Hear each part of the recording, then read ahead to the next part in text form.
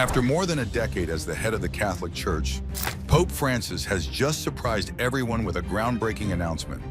It seems the beloved pontiff is now preparing to pass the torch. According to some insider information, he opened up about who might lead the church next. With over 1.3 billion Catholics watching closely, this news has already sparked waves of curiosity and speculation. Who will step into this monumental role, and why does Pope Francis think the time is right? A decade of changes. Before we tell you about Pope Francis's big announcement, let's talk about why it is such a monumental moment. To understand the weight of what he has just revealed, you need to know what the Catholic Church looked like before he took charge and how much it has changed over the past decade under his leadership. Ask anyone you can, they would tell you that Pope Francis has transformed the role in ways no one could have done. Let's go back to the time before he became Pope. The Catholic Church was in a tough spot. Scandals, especially those involving clergy abuse, were making headlines around the world. The Church's handling of these issues often felt inadequate, to say the least, and many people lost trust in its leaders.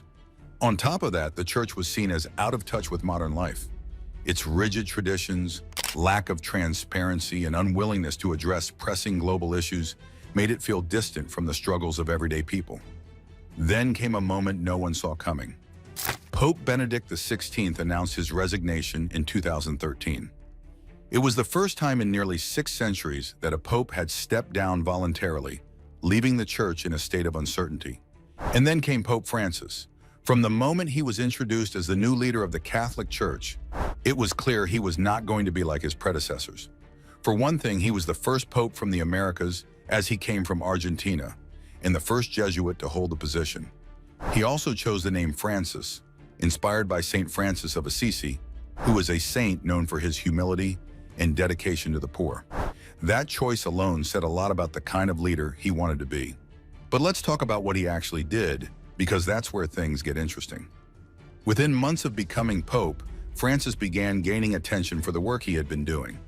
He chose to live in a modest guest house rather than the luxurious apostolic palace, and this broke a centuries-old tradition. He swapped the flashy Pope-mobile for a simple Fiat, and by doing this, he sent a clear message that humility was not just a talking point for him, it was a way of life he truly embraced. After that, he started making real changes. For example, in his very first year, he surprised everyone by going to confession publicly in St. Peter's Basilica. The world watched as the Pope himself knelt before a priest and confessed his sins. Can you imagine? A Pope doing what ordinary Catholics do, showing that he is not above anyone else. That one act set the tone for his entire papacy. Francis did not stop at symbolic gestures. He decided to manage the Vatican's murky finances head-on. The Vatican Bank had long been accused of corruption and money laundering, but few leaders dared to do anything about it. Francis launched an investigation and pushed for reforms to clean up its operations. He also worked to streamline the Vatican's notoriously complicated bureaucracy, making it more efficient and transparent. Sure, it is not the kind of stuff that grabs headlines, but these were important steps toward restoring trust in the Church's leadership. Let's talk about his approach to social issues, because this is where Francis really stood out. Early on, he made headlines with a powerful statement, "Who am I to judge?" He said this in response to a question about gay Catholics, and it immediately set him apart from his predecessors. While church teachings did not change, his tone of compassion and acceptance opened the door for more inclusive conversations. He also showed remarkable humility when addressing past failures of the Church. In 2018, Francis defended a Chilean bishop who was accused of covering up sexual abuse. But later, he admitted he was wrong. He said that he made a mistake in defending the bishop, and he did not just stop at words, he accepted the bishop's resignation. Actions like these made it clear that he was not afraid to admit faults and take responsibility, something rarely seen at his level. Then there is his work on climate change. In 2015, Francis released Laudato Si, a letter urging everyone, not just Catholics, to take care of the planet. He framed environmental responsibility as a moral issue and emphasized the need to protect our common home.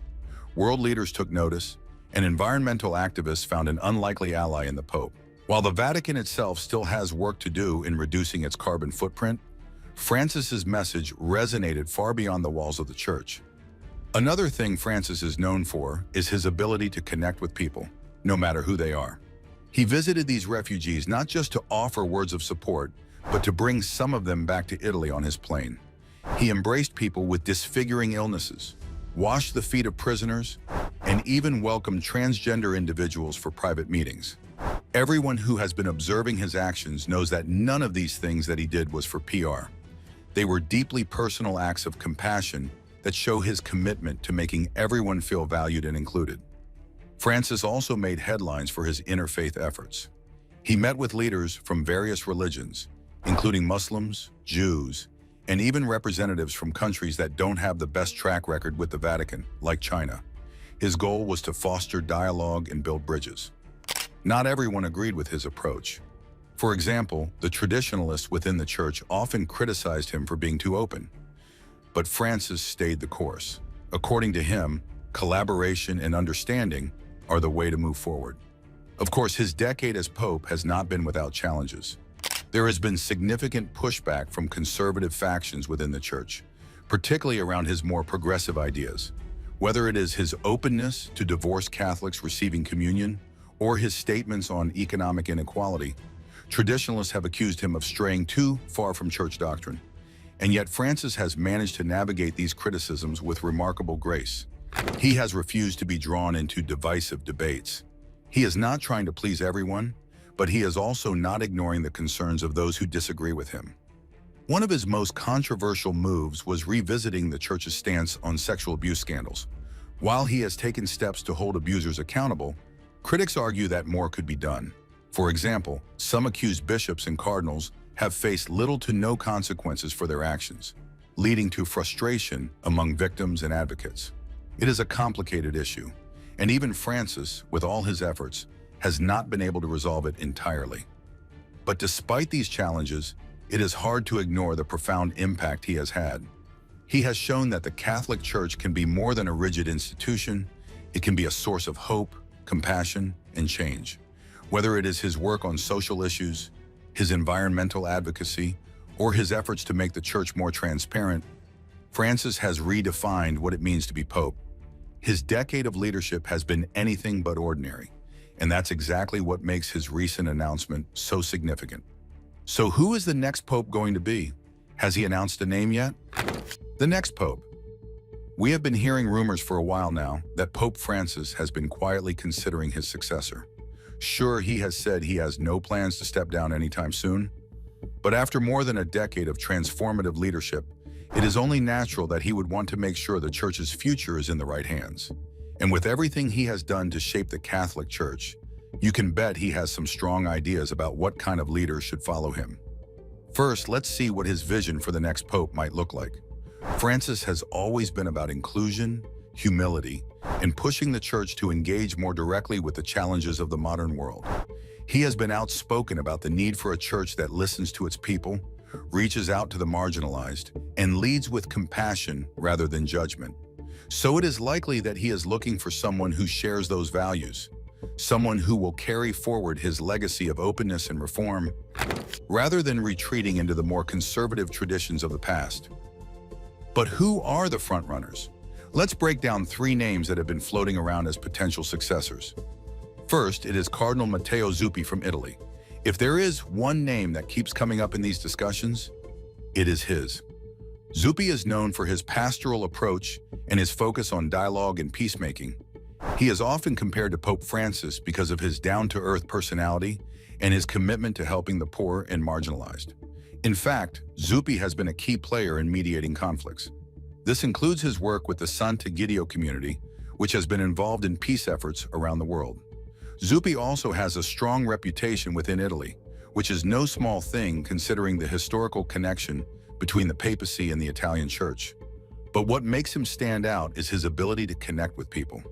Like Francis, he is not afraid to get his hands dirty, whether it is working directly with refugees or advocating for greater church involvement in tackling social issues.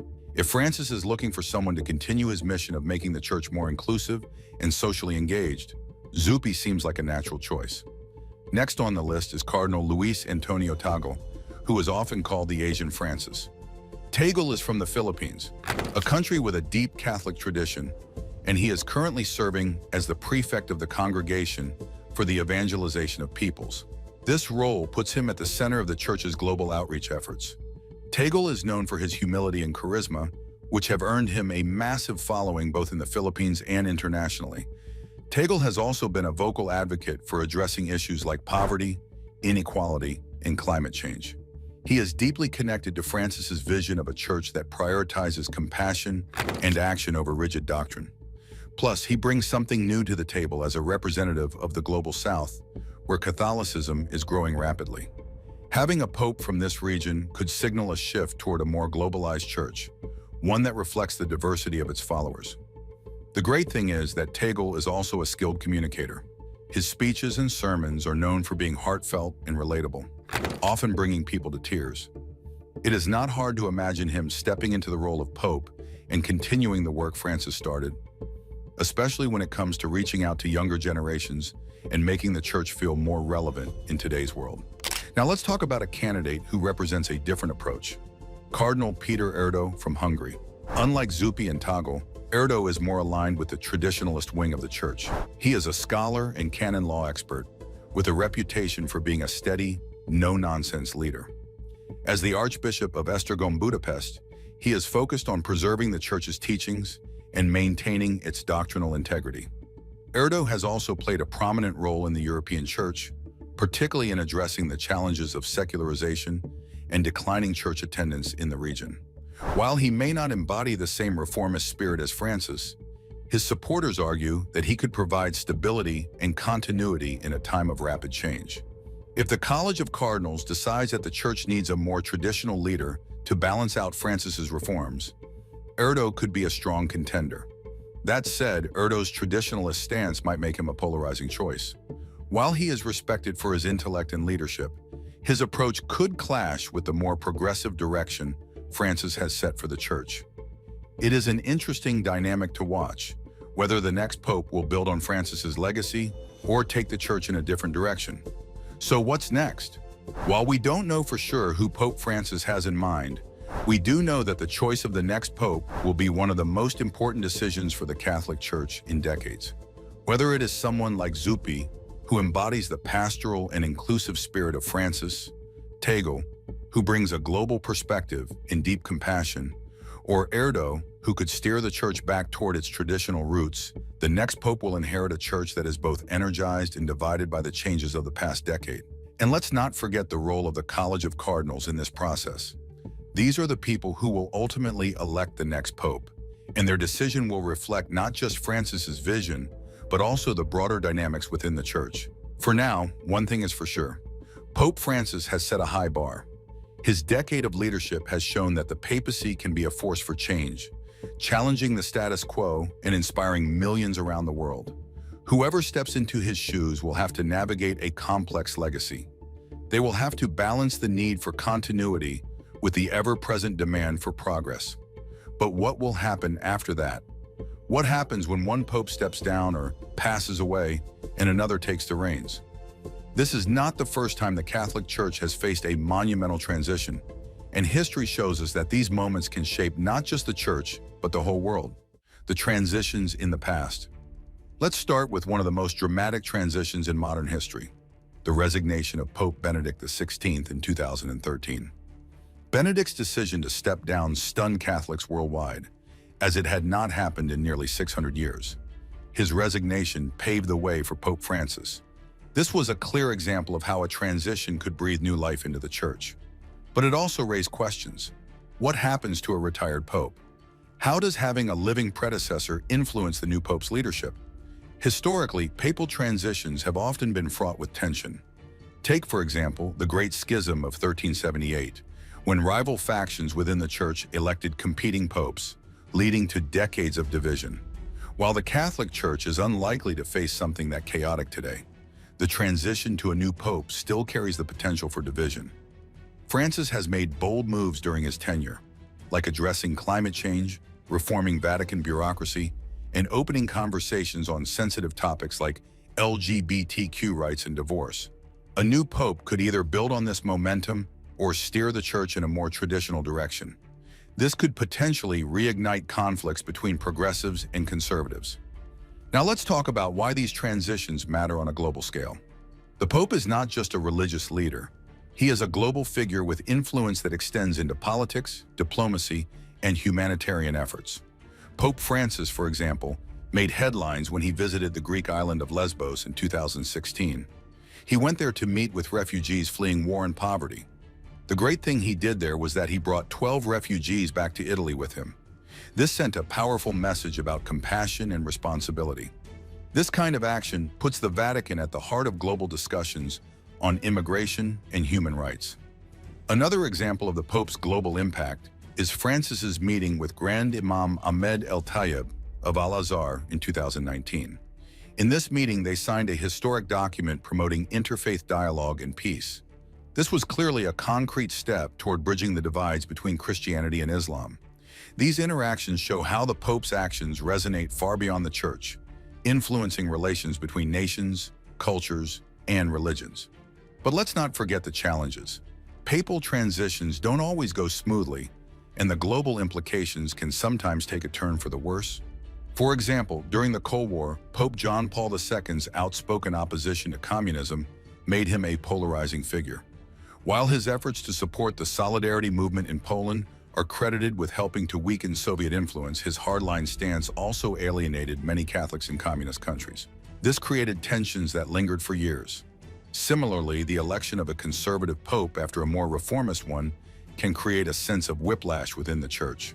When Pope Benedict XVI succeeded John Paul II, his more traditional approach to church teachings disappointed those who had hoped for continued progress on issues like interfaith dialogue and social justice. This kind of reversal can lead to confusion and division among the faithful, as well as mixed signals to the broader world. Looking at the potential transition from Pope Francis to the next pope, the stakes are high. Francis has built a legacy of openness and engagement, but not everyone agrees with his approach. A conservative pope might reverse some of Francis's changes, while a reformist pope could push them further, which might upset traditionalists. Whatever direction the new pope chooses will deeply affect how the Church handles global issues like climate change, refugees, and human rights. So who do you think should be the next pope? And who do you think the cardinals will choose? Let us know your thoughts in the comments below. Before you go, don't forget to subscribe for more updates on this unfolding story.